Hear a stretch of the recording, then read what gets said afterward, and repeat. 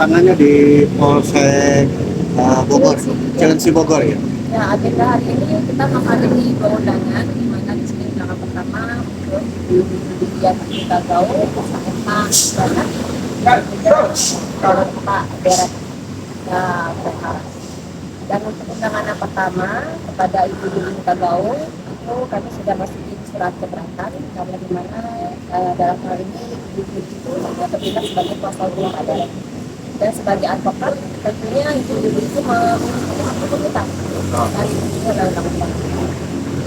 Dan untuk mengenai Pak Derek, di sini kami masih mempelajari hal-hal yang terkait dalam perkara ini. Karena sebenarnya perkara itu ada dalam beberapa perkara, di antaranya di Pengadilan Jakarta Selatan dan juga di Polda dan Mabes Polri yang spesial seperti itu. Jadi tindakan apa yang dilakukan oleh Pak Derek pun itu adalah jadi bagian daripada tugas Pak Derek, karena Pak Derek itu sebagai mayoritas pendidik ham dan juga sebagai komisaris dan jadi bagian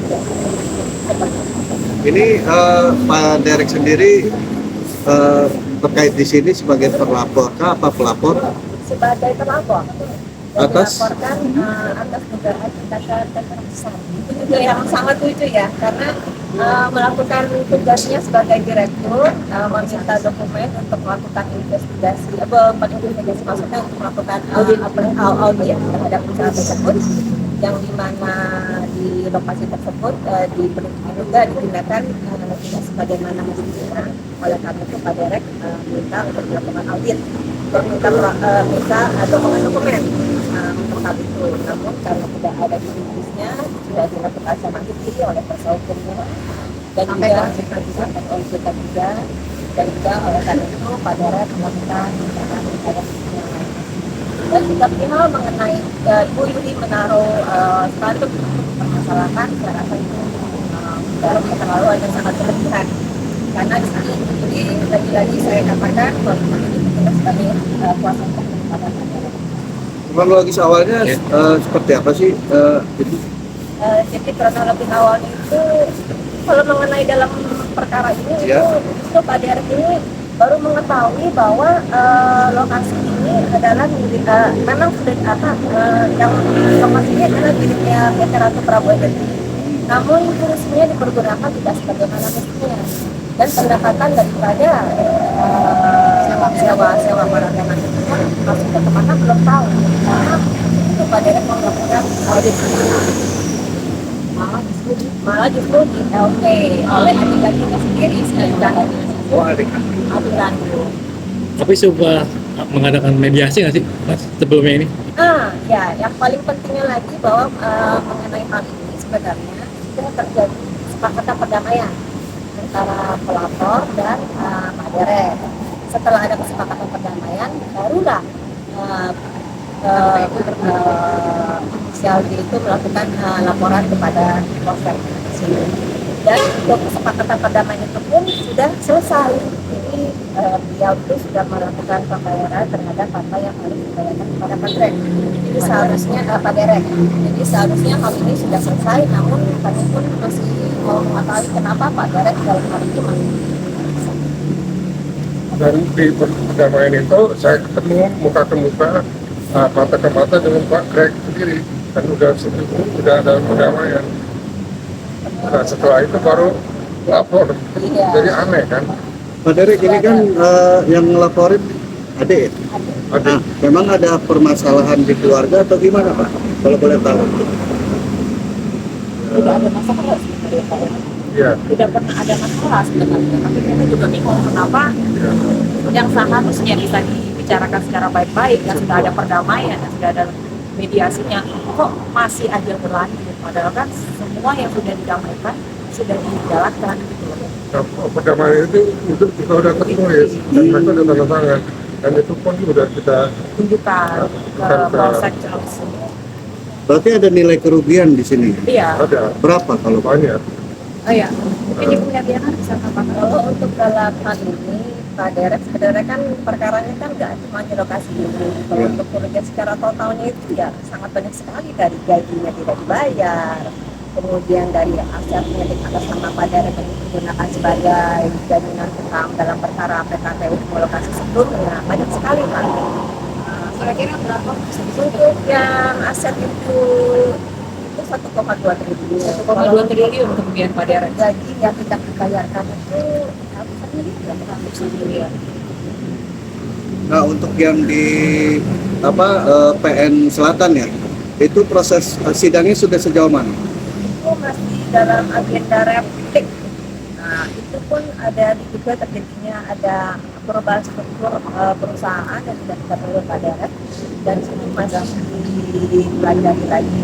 Kami juga masih melaporkan ke Mabes Polri ya, ya, karena juga adanya pemalsuan Dokumentasi. betul. Salah satunya apa kalau boleh? Mungkin adanya jual beli saham yang tidak pernah diterima oleh Pak Derek, adanya laporan tangan palsu. Ya. Identitas palsu juga ada? Oh iya, ada identitas palsu. Dan itu soal notaris yang udah di izinnya di freeze karena udah dibuktikan kesalahan dia terhadap orang tersangka. Identitas palsu itu ganda atau apa? Jadi kalau misalkan kita mau melakukan peralihan saham atau struktur itu kan perlu adanya diketahui oleh Pak Derek. Ini semua tidak diketahui. Jadi tahunnya udah pindah karena dan terdaftar di Tahun berapa? ya, Tahun berapa? tanpa mengetahui. Tahun 2024 kami ketahuinya. Jadi sejak tahun 2024 sampai tahun ini sampai tahun 2026 kami terus melakukan upaya baik pidana maupun perdata. Untuk hari ini membawa barang bukti apa? Barang bukti ada nggak yang dibawa saat pemeriksaan? Oh iya, dari sejarah berdirinya perusahaan-perusahaan ini sampai dengan kronologis terakhir sudah dilaksanakannya tindak lanjut. Sudah selesai perkara itu sekarang. Mbak, kalau menurut pandangan segi hukum, patut diduga ada dugaan apa sih Mbak kasus ini Mbak? Kalau untuk yang perkara di sini, sebenarnya Pak Derek ini kan lagi mau melakukan investigasi ya Pak ya terhadap suatu perusahaan. Ya kalau misalkan dalam melakukan investigasi itu dokumen-dokumen tidak dikasih, ya saya tidak tahu ada apa ya. Kriminalisasi mungkin? Kriminalisasi sudah, ya mungkin ada penyalahgunaan wewenang dalam hal ini ya Pak. Kalau yang di pengadilan Jakarta Selatan? Kalau di pengadilan selatan juga ya itu Terkait perubahan struktur Pak Derek yang tidak diketahui. ya Terkait aset Pak Derek, SHM pribadinya yang dijaminkan oleh PT Lekomaras dan PT Ratu Prabu yang BPK Kebang Mega. Jadi Pak Derek ini hanya menuntut hak tuntutan gajinya, tuntutan kejelasan aset milik pribadinya. Dan dia ingin melakukan tugasnya sebagai seorang komisaris utama dan direktur untuk melakukan audit BUMN. Malah dilaporkan 335 KUHP. Dan itu pun untuk kasus Yat Narogong itu sudah ada perdamaiannya, Pak. Dan sudah direalisasikan. Kenapa masih terus berjalan gitu sih? Jadi dari sisi hukumnya kalau suatu permasalahan sudah ada mediasinya, apakah itu masih berjalan atau gimana Bu dari sisi hukum? dari sisi itu kan gunanya perdamaian itu kan berarti kan kedua belah pihak telah sepakat bahwa hal yang dipermasalahkan itu sudah selesai sampai di sini. Mbak, Pak Derek udah membuat sebuah laporan polisi ya? Nah, itu terkait apa, pasal berapa? Kalau boleh tahu. Kalau yang itu 372, 378, TPPU, dan juga 263 terkait dokumen palsu dan tanda tangan palsu. Dan itu ada di Polres Jakarta Selatan itu ada 3 terkait Undang-Undang ITE yang Pak Derek difitnah menerima atau memperoleh uang 100 miliar. Itu sudah kami laporkan terkait Undang-Undang ITE yang mencemarkan nama Pak Derek. Terusnya 263 terkait penjualan saham yang tidak pernah Pak Derek lakukan. Terkait 372 tipu gelap di mana aset perusahaan tidak dipergunakan sebagai mestinya. Terkait TPPU di mana ini kan adalah perusahaan TBK. Seharusnya segala sesuatu itu harus di-open ke publik dan tidak digunakan secara sewenang-wenang. Itu sudah kami laporkan ke Mabes Polri dari tingkat Polres sampai tingkat Mabes.